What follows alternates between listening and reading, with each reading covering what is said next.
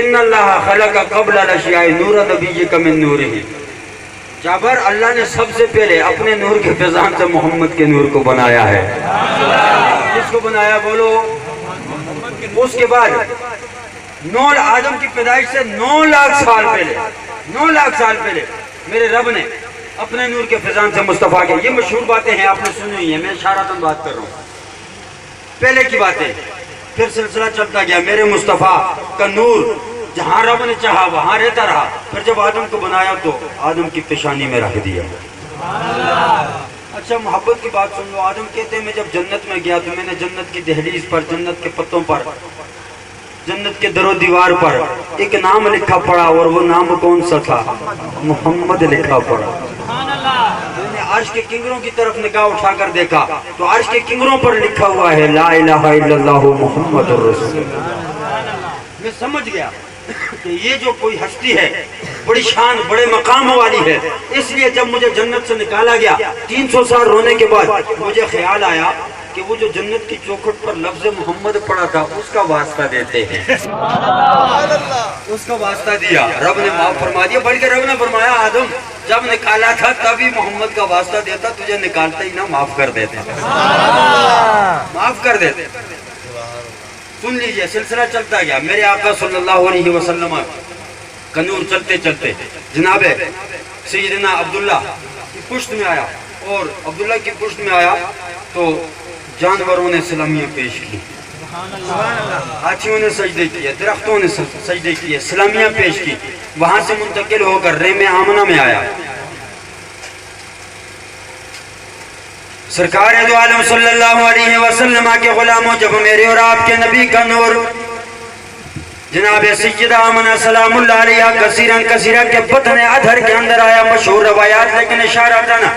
آقا کی امی کی بارگاہ میں سلامی پیش کر کے بات کو آگے بڑھاتا ہوں۔ آپ فرماتی ہیں کہ میرے پتن کے اندر جب نور آ گیا، ابھی عبداللہ کا وصال ہوا، کچھ عرصہ گزرا تھا، جناب والا میری پتن سے معطر و معمر خوشبوئیں مہکنے لگ گئیں۔ جناب عبدالمطلب مجھے بلا کر کہنے لگے او میری پیاری بیٹی، تو نے خوشبوؤں کا استعمال کرنا شروع کر دیا، ابھی میرے بیٹے کو مرے ہوئے زیادہ عرصہ نہیں گزرا۔ جناب سیدہ آمنہ کہتی ہیں کہ میں نے ہاتھ جوڑ کر عرض کیا باجان رب کعبہ کی قسم ہے میں نے کسی خوشبو کا استعمال نہیں کیا، میں نے کسی عطر کا استعمال نہیں کیا، بس جب سے جناب عبداللہ کی امانت میرے پتن کے اندر آئی ہے مجھے خود سمجھ نہیں آتی، میں جہاں پر عجیب و غریب مناظر دیکھتی ہوں وہاں میرے جسم کے اندر سے معطر و معطر خوشبوئیں مہکتی ہیں،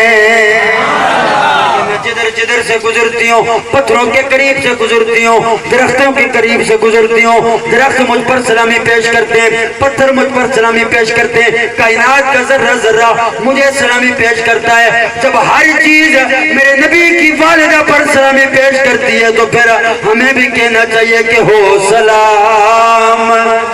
تجھے پہ پیا آمینہ، ہو سلام تجھے پہ پیا آمینہ، تیرے چاند پر بھی درود ہو، تیری گود کتنی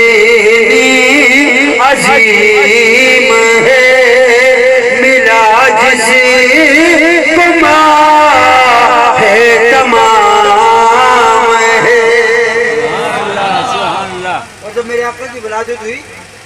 جناب سیدہ آمنہ کہتی ہے میں اپنے حجرے میں بیٹھ کر شام کے محلات دیکھ رہی ہوں، رب نے میری آنکھوں کے آگے سے تمام حجابات ہٹا دیے، تمام پردے ہٹا دیے، کوئی دیوار پردہ نہیں، حائل نہیں ہوتا، کچھ بھی نہیں ہے، حجرے میں بیٹھی ہوں۔